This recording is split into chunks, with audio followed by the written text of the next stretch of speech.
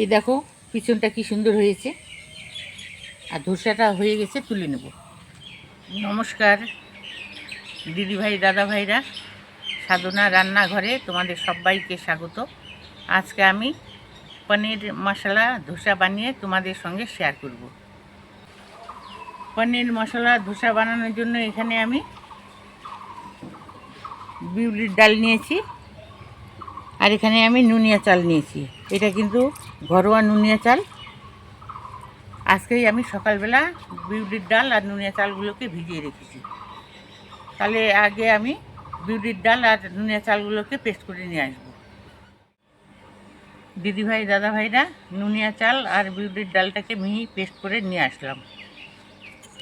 এই দেখো কি সুন্দর পেস্টটা হয়েছে, একবারে মিহি, আর ধোসাও কিন্তু ভালো হবে, আর চালটাও খুব মিহি পেস্ট হয়েছে। আর এই চালের ধোসা খেলে কিন্তু খুব সুগন্ধ হয়।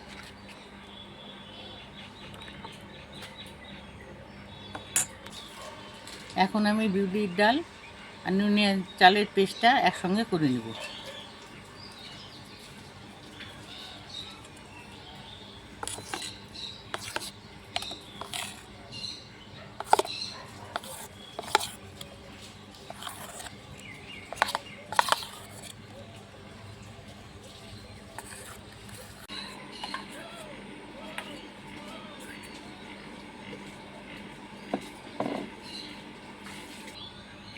বিউলির ডাল আর আতপ চালের পেস্টটাকে একসঙ্গে করে নিলাম। এখন স্বাদ মতো নুন দিয়ে দেব।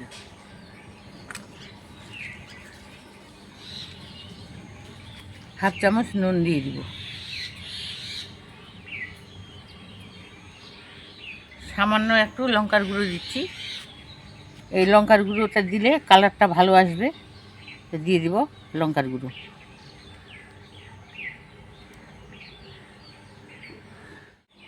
এখন হাত দিয়ে এই ব্যাটারটাকে আমি ফেটিয়ে নেব। আর জলের যদি প্রয়োজন পড়ে, গাঢ় হয়ে থাকে ব্যাটারটা, তো নর্মাল জল একটু ব্যবহার করব।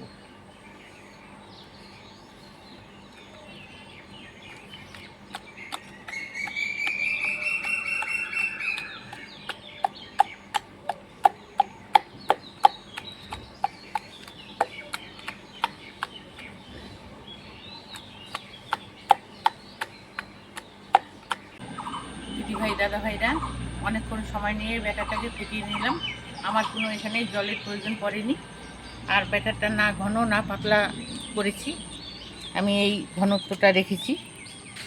তোমাদের যদি জলের প্রয়োজন হয় তোমরা জল ব্যবহার করবে, আমি কোনো রকম জল ব্যবহার করিনি।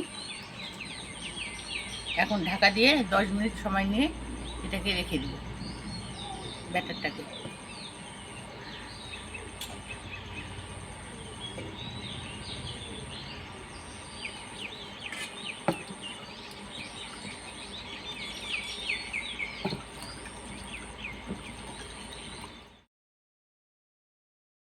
দশ মিনিট পর ব্যাটারের ঢাকনাটাকে তুলে নেব, আর গ্যাস জ্বালিয়ে আমি তাওয়া বসিয়ে দেব। আমি এরকম একটা লোহার তাওয়া নিয়েছি, এই তাওয়াতে ধোসা তৈরি করব। এরকম আমি স্টিলের গোল হাতা নিয়েছি, ব্যাটারটাকে আর একটু হাতা দিয়ে ফেটিয়ে নেব। এরকম আমি একটা পরিষ্কার সুতির কাপড় নিয়েছি সাদা, এটা দিয়ে তেল লাগিয়ে নেব তাওয়াতে। আর তাওয়াও গরম হয়ে গেছে।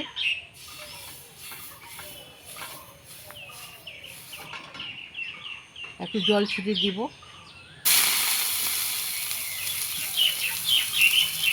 কাপড় দিয়ে মুছিয়ে নেব।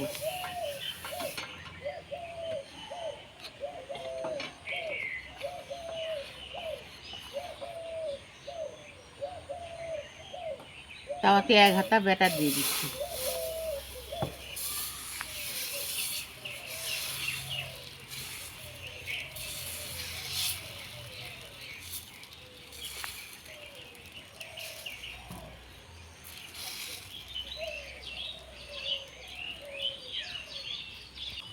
এই দেখো ধোসা চারদিক দিয়ে তাওয়ার হওয়া শুরু করেছে, আর উঠেও যাচ্ছে। এখন এই সময় আমি তেল ব্রাশ করে নেব, সাদা তেল ব্রাশ করে নেব। তোমরা এখানে ব্যাটার দিতে পারো বা ঘিও দিতে পারো, আমি সাদা তেল দিয়ে দিচ্ছি।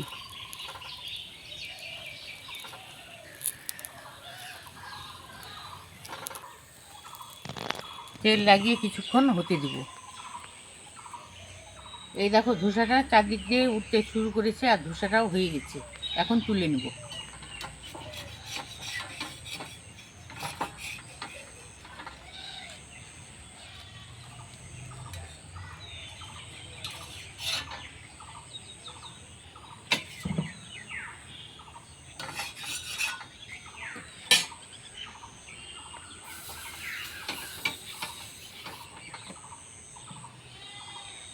আবার সাদা কাপড় দিয়ে একটু তেল লাগিয়ে নিচ্ছি।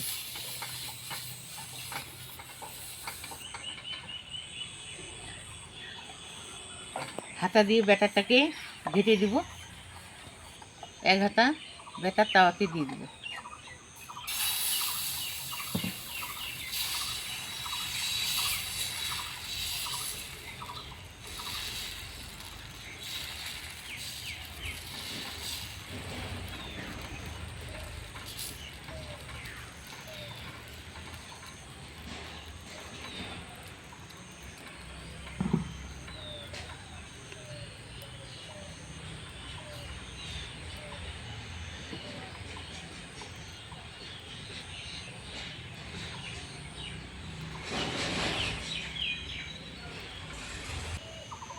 গ্যাসের জালটাকে লোতে রেখে ধোসাটাকে সিদ্ধ করে নেব।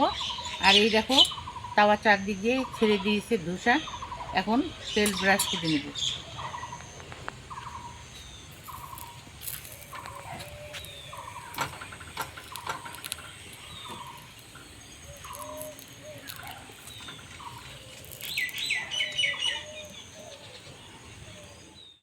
ধোসাটা হয়ে গেছে, তুলে নেব।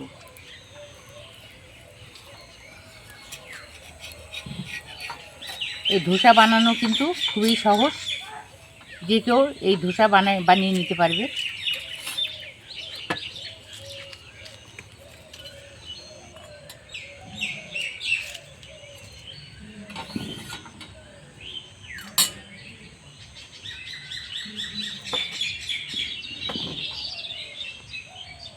আবার তেল লাগিয়ে নিচ্ছি।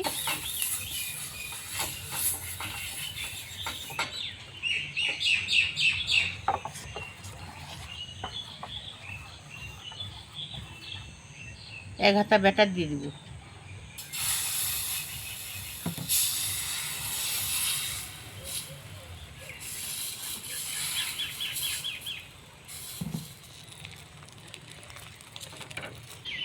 এখন ধোসাতে তেল ব্রাশ করে নেব।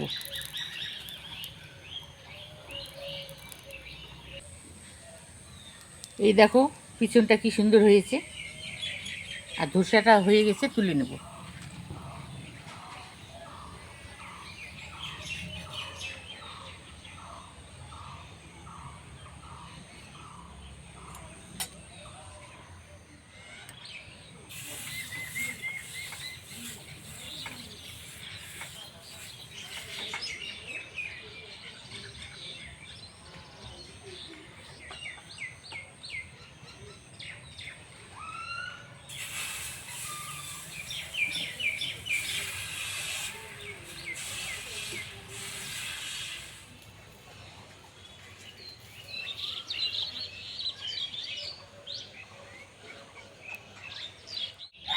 এখন আমি একটা একটা করে ধোসা সাজিয়ে নেব।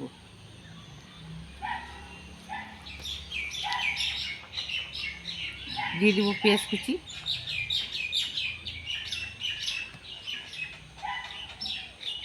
কাঁচা লঙ্কা কুচি, ধনে পাতা কুচি, একটু লাল লঙ্কার গুঁড়ো,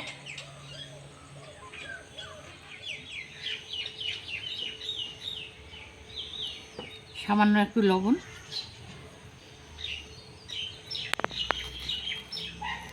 দিয়ে দিব চাট মশলা।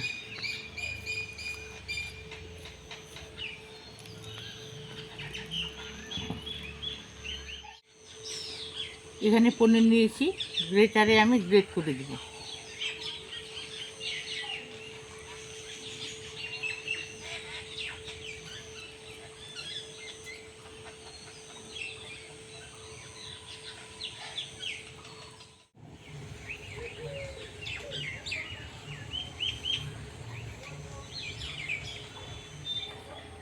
এইভাবে একটা একটা করে আমি পনির ধোসাগুলোকে সাজিয়ে নেব।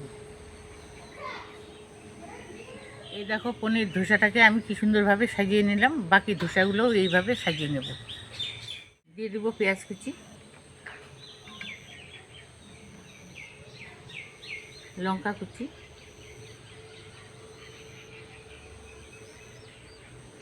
ধনে পাতা কুচি,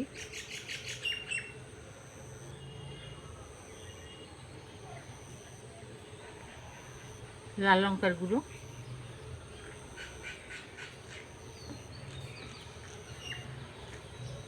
সামান্য একটু নুন দিয়ে দিচ্ছি,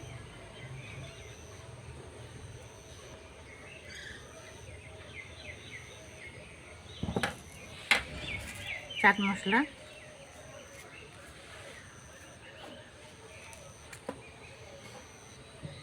পনির গ্রেট করে দিব,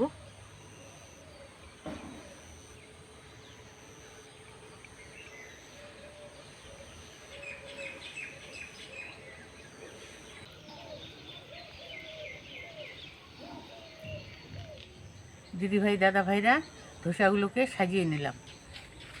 দেখে কি সুন্দর লাগছে ধোসাগুলোকে। এই দেখো, আমার ধোসা বানানোর পদ্ধতিটা দেখে তোমাদের কেমন লাগলো? ভালো লাগলে লাইক করবে, কমেন্ট করবে, বেশি বেশি করে শেয়ার করবে।